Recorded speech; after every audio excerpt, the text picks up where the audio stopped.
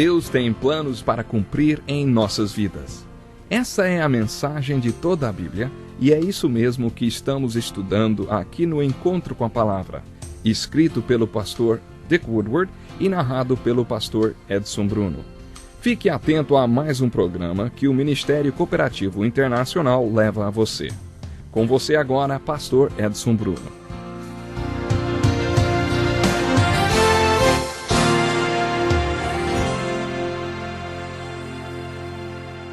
Olá a todos vocês, que privilégio maravilhoso esse que temos de estudar a Bíblia Sagrada, hein? Estamos estudando o Evangelho de João, versículo por versículo, e terminamos o último programa falando sobre a hora que tinha chegado para o Senhor Jesus.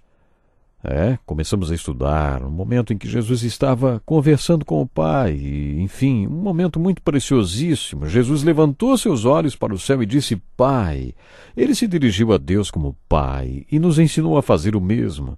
E suas primeiras palavras foram, chegou a hora. Jesus falou sobre hora. Isto é muito importante. Nós estamos estudando aí o capítulo 17.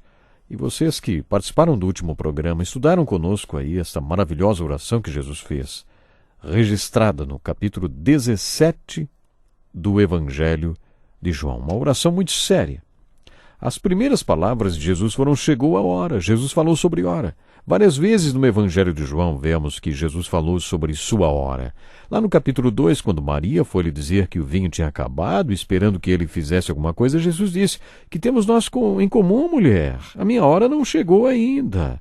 No capítulo 7, quando seus irmãos sugeriram que ele fosse para Jerusalém exercer seu ministério por lá, onde tudo acontecia e onde as pessoas importantes viviam, Jesus disse, para mim ainda não chegou o tempo certo.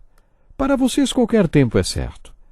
Jesus tinha um tipo de itinerário santo a seguir, e ainda não era hora de iniciar o seu ministério público.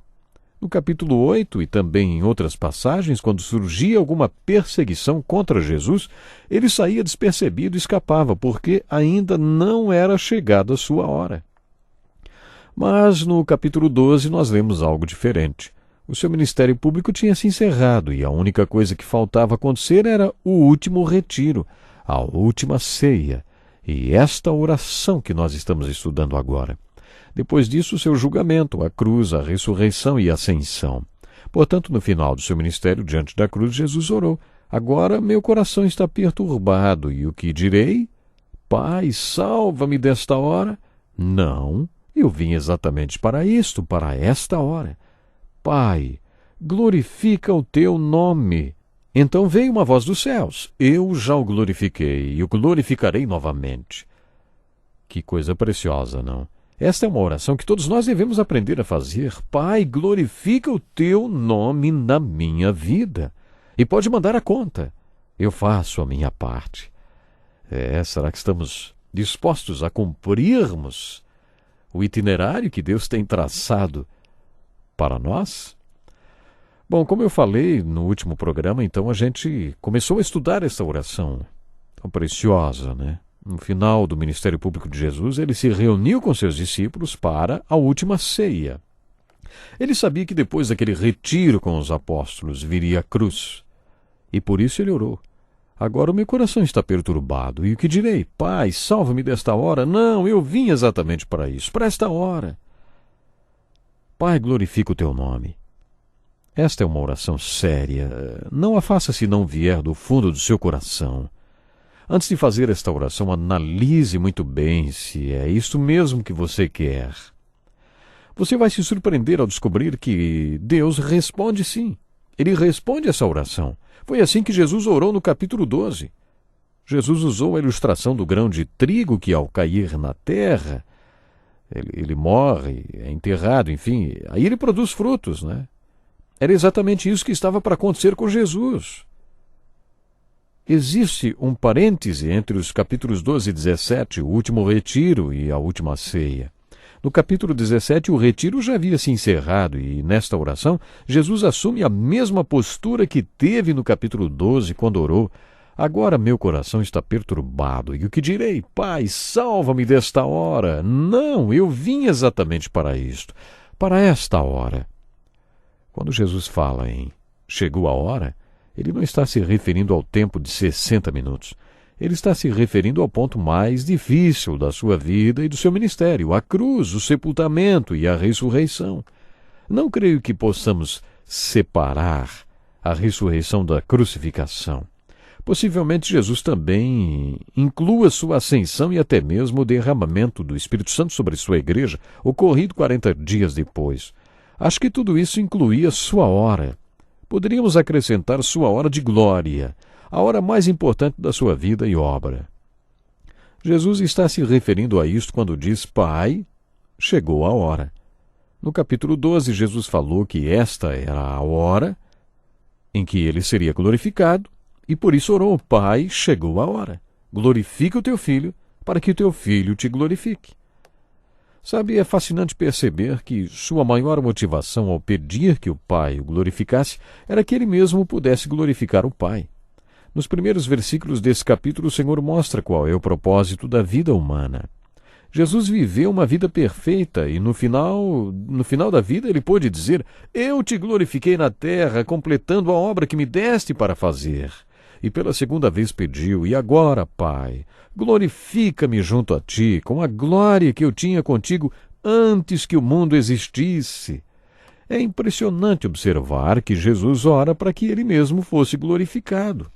É claro que ele sabe que o propósito daquela hora que estava se aproximando era que o Filho do Homem fosse glorificado. Jesus já tinha dito isso no capítulo 12 e agora reivindicou isto. Aliás, 2 vezes Jesus orou pedindo para ser glorificado, para que também pudesse glorificar o Pai. Qual o propósito da vida humana, hein?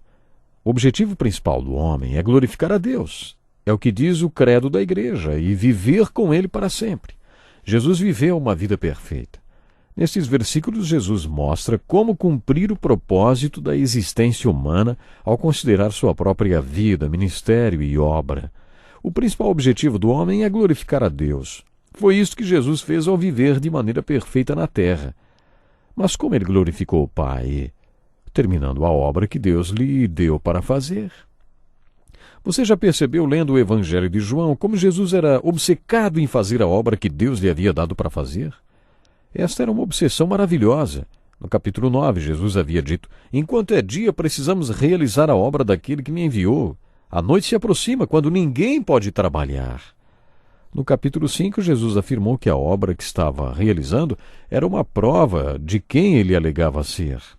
No capítulo 4, depois que Jesus conduziu a mulher samaritana até a água viva, os apóstolos retornaram da cidade trazendo alimento e lhe ofereceram. Mas Jesus recusou, dizendo: A minha comida é fazer a vontade daquele que me enviou e concluir a sua obra.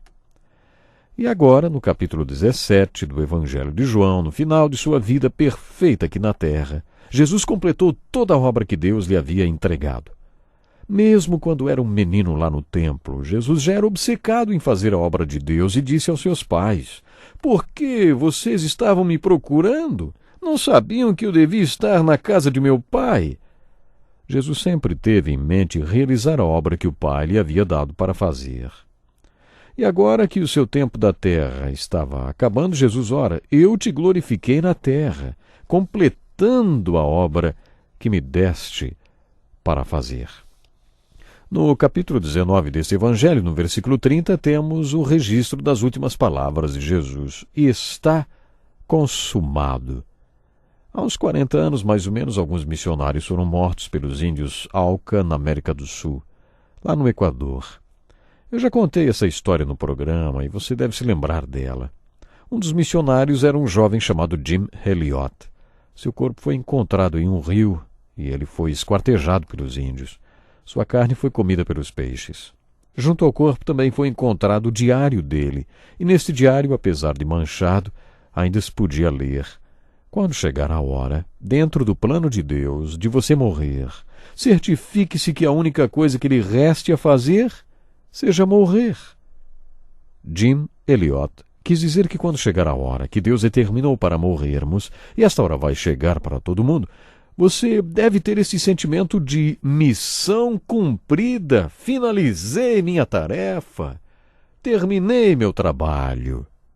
Se tivermos uma vida perfeita como Jesus, no final teremos esse sentimento de missão cumprida. E a única coisa que nos restará fazer será morrer em paz. Jesus viveu a vida perfeita. Por isso, ao final de sua vida, ele pôde dizer: eu te glorifiquei na terra, completando a obra que me deste para fazer. E no final, um pouco antes de morrer, Jesus diz: está consumado. Pai, nas tuas mãos entrego o meu espírito. Isto foi resultado da vida perfeita que ele teve. Isto não nos faz refletir sobre a nossa própria vida?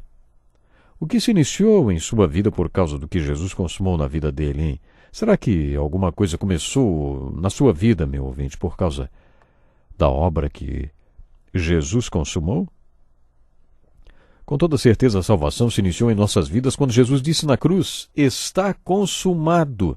Mas, além desse grande milagre da salvação que se iniciou naquele momento na cruz, devemos nos lembrar nas palavras do versículo 4 do capítulo 17 de João: eu te glorifiquei na terra, completando a obra que me deste para fazer. Será que podemos olhar para o Deus Pai e dizer: Pai, pela sua graça eu o glorifiquei na terra, terminei a obra que o Senhor me deu para fazer? Esse é um desafio e tanto para nós. A vida do nosso Senhor Jesus Cristo foi um perfeito exemplo para nós. Mesmo que não possamos ter ideia da dimensão do que Jesus sentiu quando disse essas palavras do versículo 4, sabemos com toda certeza que ele deixou o exemplo para todos nós. Certamente Jesus estabeleceu um desafio e um exemplo para nós. Posso fazer uma pergunta para você? Lá vai. Você já sabe o que o Deus Pai quer que você faça como resultado da salvação que você recebeu em Jesus Cristo? Será que você pode dizer que, de alguma forma, está terminando a obra que ele lhe deu para fazer? Uma das perguntas que tem sido respondidas durante todo o estudo do Evangelho de João é: o que é fé? Acho que nesta passagem encontramos uma bela resposta para esta pergunta: o que é fé?